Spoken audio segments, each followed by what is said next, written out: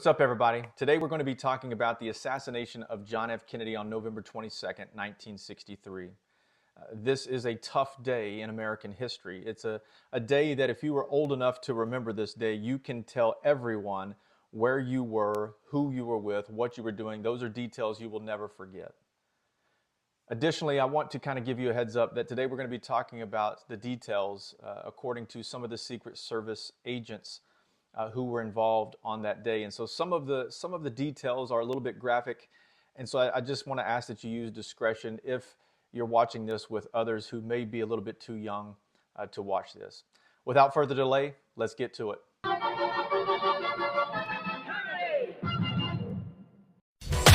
This is the History Podcast. Now, here's your host, Jason Thomason.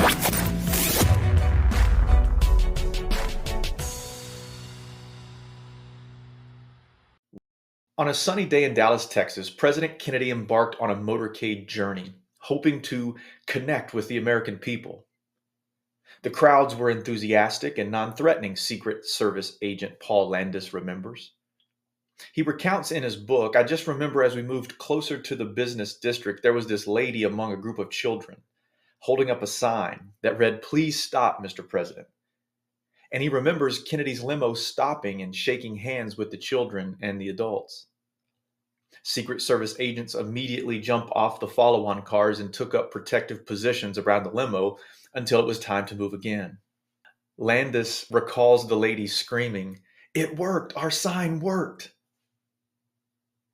However, what started as a day of excitement quickly turned into unspeakable horror.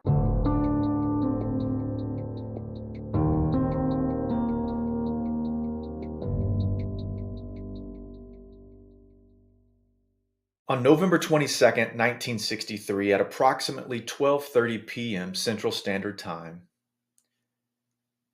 the cavalcade reached Dealey Plaza, and the cars drove toward the Stemmons Freeway, and that's when shots rang out. Landis wrote, "When we reached Dealey Plaza and the cars straightened, the first thing I heard was a sharp report that I immediately recognized as the sound of a high-powered rifle." He continues, "I had been around guns all my life, as a sportsman and Secret Service agent, so I knew the sound of rifles. It wasn't a firecracker." The first bullet struck Kennedy in the neck, causing the president to hunker over and grab at his neck area.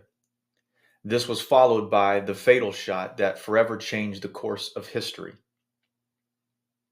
Landis wrote in his book that he remembered seeing a flash of white as the right side of Kennedy's head exploded with a pink spray of blood, flesh, and brain matter. He writes, "I automatically ducked, not wanting to be splattered as we drove through it." Pandemonium ensued as the presidential motorcade raced to Parkland Hospital, where doctors fought to save Kennedy's life. Once the motorcade arrived at Parkland, Landis remembers a scene of absolute horror.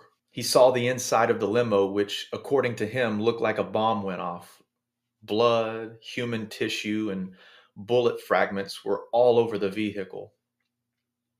Jackie Kennedy, the president's wife, was bent over her husband's head, which was in her lap, and she didn't want anyone separating her from her husband. Eventually, Agent Clint Hill, who covered the head of the president with his coat so that no one would see the devastating carnage, got the president from her lap and into the hands of the doctors at Parkland. Unfortunately, the efforts of the medical staff were in vain, and at 1:00 p.m., President John F. Kennedy was officially pronounced dead.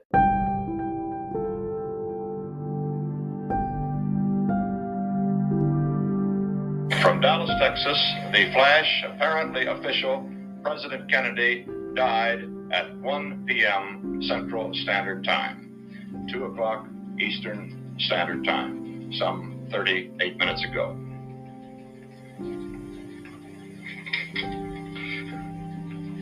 Vice President Johnson has left the hospital in Dallas, but we do not know to where he has proceeded. Presumably, he will be taking the oath of office shortly and become the 36th President of the United States.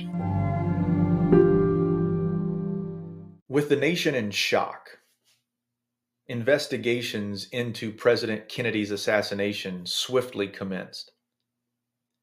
The primary investigation was known as the Warren Commission, and it aimed to determine whether the tragic event resulted from a lone gunman or if a conspiracy played a role. The Warren Commission, chaired by Chief Justice Earl Warren, meticulously examined evidence, interviewed witnesses, and analyzed every aspect of the assassination.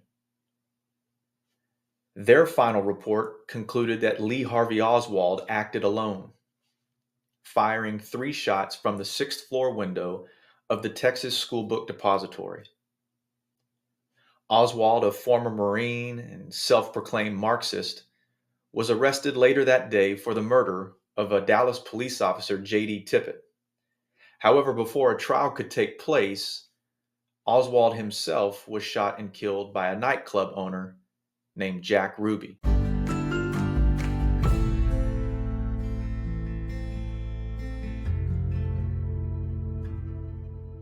Despite the Warren Commission's findings, the assassination of John F. Kennedy remains shrouded in countless theories and controversies.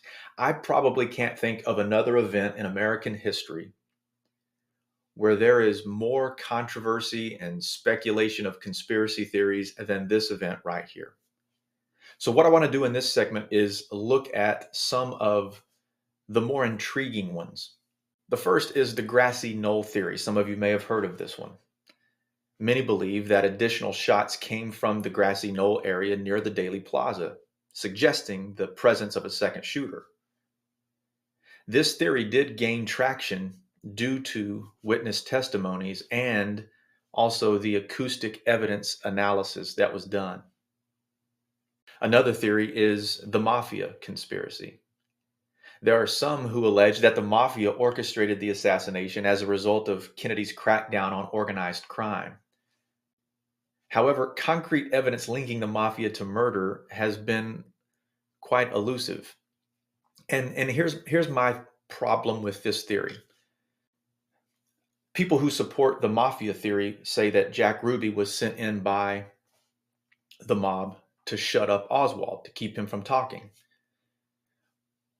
So Ruby goes in and shoots Oswald. Ruby goes to prison and dies in prison of natural causes. So if they, the mafia, sent in Ruby to kill Oswald to shut him up, then who are you going to send in to shut Ruby up? And then who are you going to send in to kill that guy to shut him up? It just seems like that theory has a lot of holes in it. A third theory is that the CIA was behind it. This is another one of these more popular theories that suggests that the CIA played a role in Kennedy's assassination due to his decisions regarding Cuba and Vietnam. But yet again, no conclusive proof of CIA involvement has ever been presented. A fourth conspiracy theory is that the government tried to cover up who actually did it. Skeptics have argued, who support this theory, that the Warren Commission was part of a government cover-up tasked with portraying Oswald as the sole assassin while ignoring other potential leads. This notion, still to this day, fuels a lot of public mistrust toward the government. While theories abound, understanding the potential motives behind Kennedy's assassination may shed some light on the events of November 22nd, 1963. One potential motive is political discontent. President Kennedy's political decisions including the ill-fated Bay of Pigs invasion and his stance on the Cuban Missile Crisis, earned him both supporters and also enemies. Political discontent and opposition to his policies could have fueled the desire to assassinate him. Another potential motive is the Cold War context. The Cold War dominated global affairs at the time, and Kennedy's push for containment, like his predecessors, and his commitment to civil rights may have made him a target for those with conflicting ideologies. A third and final potential motive that we'll look at today, and there are others, but these are the three that I think are easiest to discuss in a podcast setting, is a personal vendetta.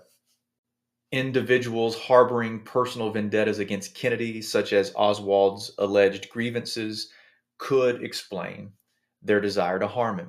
More than 5 decades later, the assassination of John F. Kennedy continues to captivate the public's imagination. Despite exhaustive investigations and numerous theories, questions still remain unanswered. And you can't help but being intrigued by these different theories.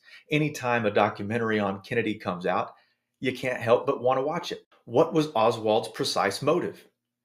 We'll never know. Did he act alone, or was there a conspiracy? Were there any misused leads? Were there any missed leads? While we may never know the answers definitively to any of these questions, the legacy of John F. Kennedy endures. His vision for a better America, his charisma, and his sudden and tragic demise continue to influence the nation's collective memory.